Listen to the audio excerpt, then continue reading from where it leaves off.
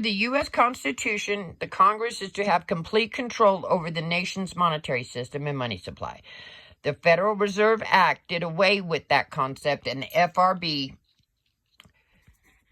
now controls the money supply by printing more money and withdrawing money at will. The national debt is nothing more than the interest charged to the FRB, to the federal government, the U.S. taxpayers, on the paper money they have printed and loaned to the federal government to use by the people or the taxpayers.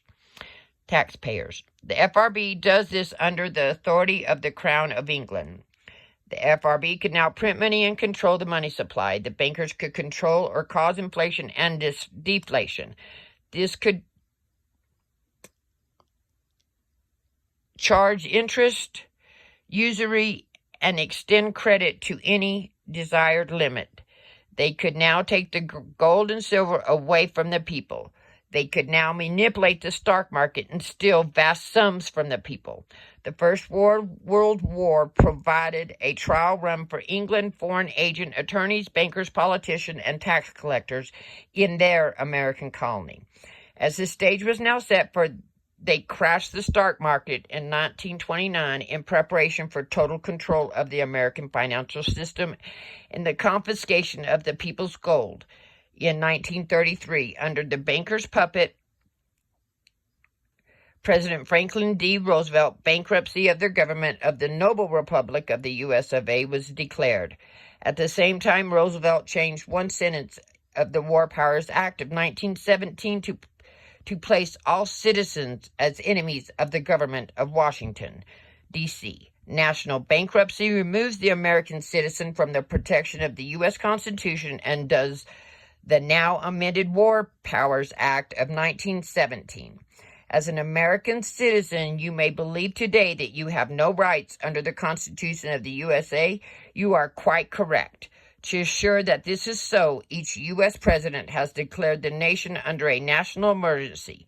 Under national emergency, the War Powers Act places the nation under military rule and sets aside the Bill of Rights and the U.S. Constitution. Each succeeding U.S. president uses various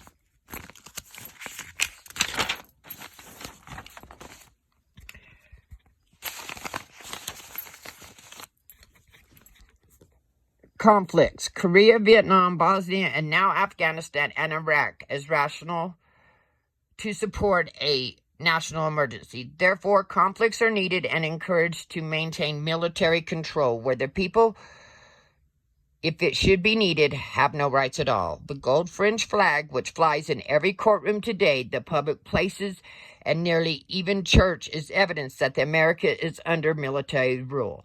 The flag is the flag of the military, the admiralty law of the high seas. The people have no rights today when they go into court because they, as civilians, are seeking justice in a military court where the Bill of Rights and the U.S. Constitution are not recognized.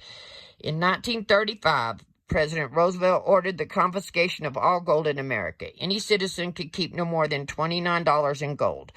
The U.S. operated on a dual banking system from 1913 to 1935, using both U.S. Treasury gold and silver certificates and worthless Federal Reserve notes as currency. Some silver backed the nation's currency until the Richard Nixon era, and when the U.S. was removed completely from the silver standard. The Federal Reserve now had full control over America's monetary system, using their first paper notes of credit.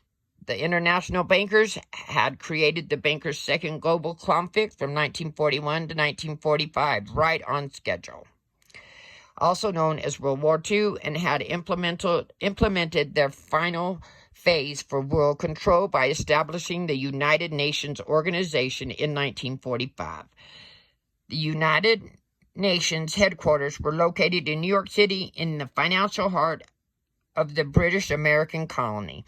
England and her international bankers had not only gotten their American FRB and its 13 controlling families over the course of the last 50 years have controlled the price of the gold and silver on the world market, have controlled the words the world's economy and have orchestrated the rise and fall of many nations.